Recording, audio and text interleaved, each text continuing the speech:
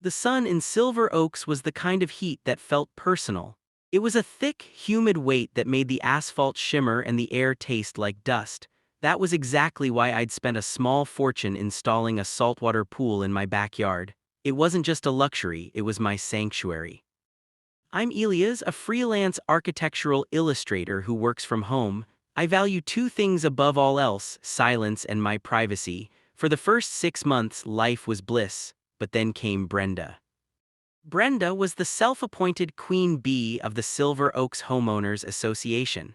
She didn't just live in the neighborhood, she patrolled it. She was a woman who smelled perpetually of expensive lily-of-the-valley perfume and held a clipboard like a royal scepter. The trouble started on a Tuesday in July. I was in my home office when I heard a splash, not a small bird landing in the water splash, but a cannonball splash.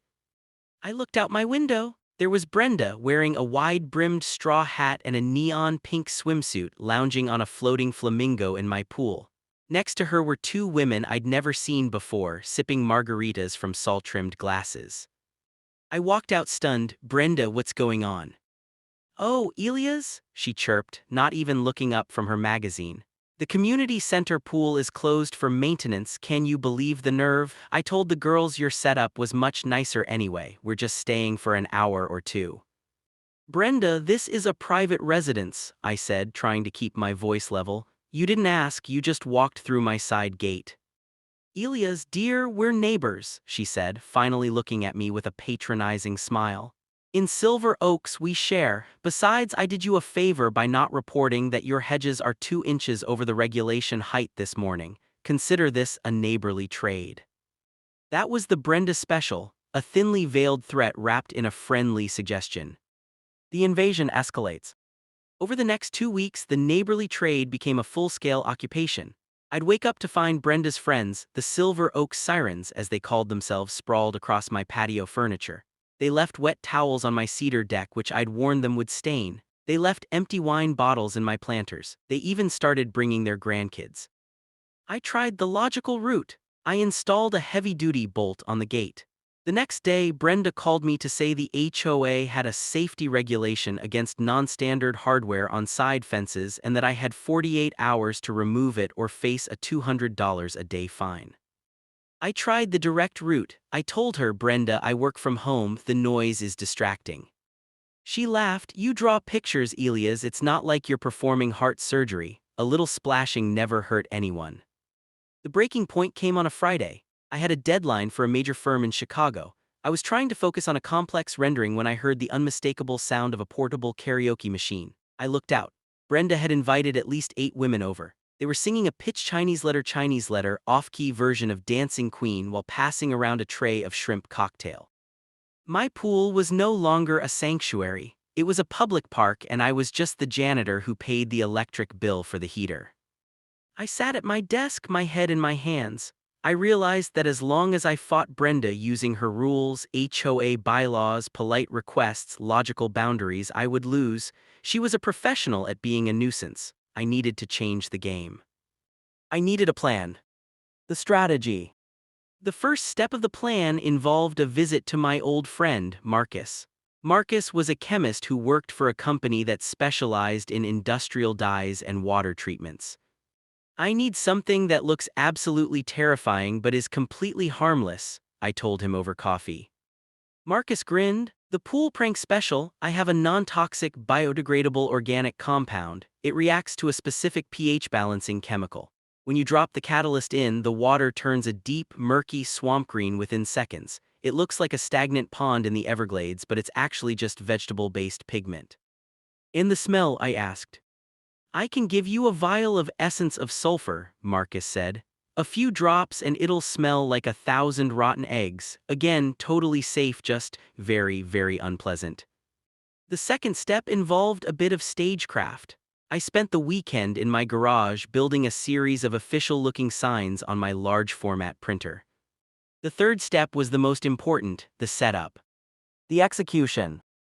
On Monday morning, I saw Brenda's car pull into her driveway. I knew her routine. She'd do her patrol, have a light salad, and then lead her troop over to my backyard around 1:00 p.m. when the sun was highest. At noon, I went out to the pool. I poured Marcus's compound into the skimmer. The water remained crystal clear for now, it needed the catalyst to turn. I then placed a small, discreet sensor near the gate. When the gate opened, it would trigger a slow-release pump of the sulfur scent near the seating area. Finally, I put on my costume. I wore a heavy-duty yellow hazmat suit I'd bought at a surplus store, a respirator mask and thick rubber gloves. At 1:15 p.m., I heard the gate creak. "Honestly, girls," I heard Brenda's voice carry over the fence. "He's being so dramatic about the gate. I've already filed a motion to have his privacy fence lowered to 4 feet. It's much more communal." I stood by the edge of the pool holding a long glass stirring rod and a clipboard. I didn't turn around. "Oh, Elias," Brenda's voice faltered. I heard the group stop behind me. "What on earth are you wearing and why is it so pungent out here?" I turned slowly, my voice muffled by the respirator. "Stop, don't come any closer." The 4 women froze. Brenda squinted at me. "Elias, stop being ridiculous, it's 90 degrees, we're getting in." "I wouldn't do that if I were you," I said, my voice sounding deep and mechanical through the mask. I pointed to the water. "I just got the results back from the Soil and Water Board, it's the Vibrio paramonstrum." "The what?" one of the women, Linda, asked, clutching her towel to her chest. "A rare, aggressive aquatic fungus," I said, checking my clipboard. "Apparently the old pipes under this specific lot have been leaching, well, let's just say organic waste into the groundwater. It's reached the pool. I'm under strict orders to decontaminate immediately." "It looks fine to me," Brenda said, though she took a step back. "That's the danger," I whispered. "The fungus is clear until it reaches its peak infectious state. It feeds on skin oils. It should be reacting right about now."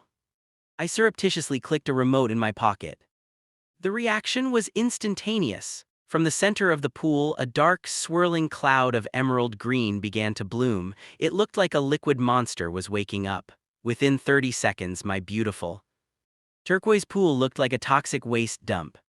At the same time, the sulfur pump kicked in. The smell hit them like a physical wall.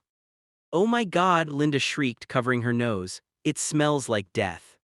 "That's the spores releasing," I shouted, waving them back. "Get out of the splash zone. If it touches your skin, the itching starts in an hour. The hair loss takes about a week." The Silver Oak sirens didn't wait for another word. There was a flurry of screams, dropping flip-flops, and the frantic sound of 4 women sprinting toward the gate. Except for Brenda, she stayed for a second, her face pale. Is it permanent? The HOA won't allow a green pool, Elias. It's a violation of the aesthetic code." "Brenda," I yelled, pointing a gloved finger at her. "Your hat, it's in the drift path." She looked up, shrieked, and bolted. The aftermath. The next hour was silent. For the first time in weeks, I had my backyard to myself. I spent it laughing so hard I had to sit down on the grass. But the plan wasn't over. I knew Brenda. She'd call the city or the health department. I had to stay one step ahead. I spent the afternoon cleaning. I drained the pool into the proper drainage system as the dye was harmless and refilled it. I scrubbed the tiles. By the time the sun went down, the pool was sparkling again. The next morning, a knock came at my door. It wasn't Brenda. It was 2 men from the county health department. "We received a report of a biological hazard and an illegal pool condition," the lead inspector said, looking at his notes. "A Mrs. Brenda Higgins." "Ah, yes," I said, smiling warmly. "Come on back." I led them to the yard. The pool was a shimmering, perfect blue. The air smelled of nothing but fresh jasmine. "I don't understand," the inspector said. "She said it was vivid toxic green and smelled like sewage and sulfur." "Brenda is a lovely neighbor," I said, lowering my voice confidentially.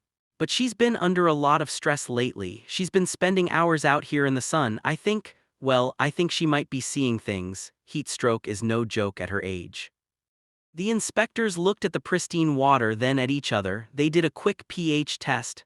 "Everything is perfect here, Mr. Thorne. Sorry to bother you." As they left, I saw Brenda watching from her upstairs window. I waved at her. She didn't wave back. The resolution. The infestation story spread through the neighborhood like wildfire, but with a twist. Because the health inspectors found nothing, the sirens began to gossip.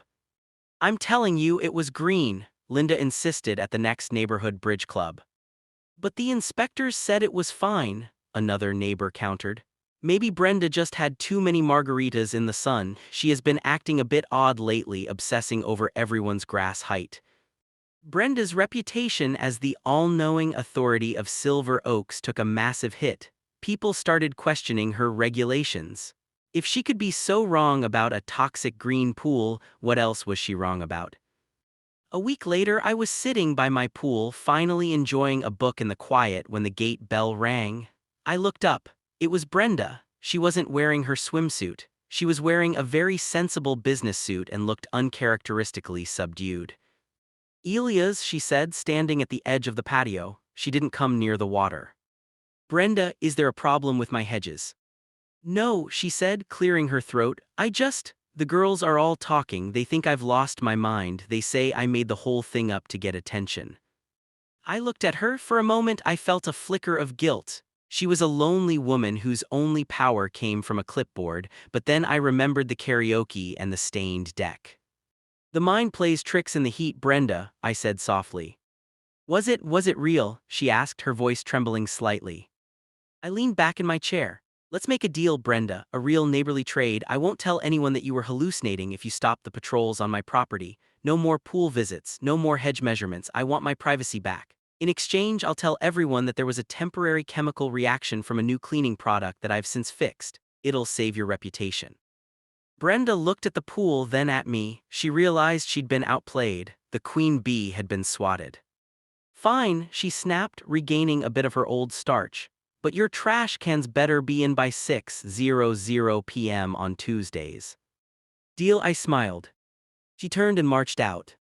Since that day, my backyard has been a tomb of silence and relaxation. Sometimes I see Brenda walking her poodle on the sidewalk. She glances at my house, speeds up her pace, and never looks toward the backyard.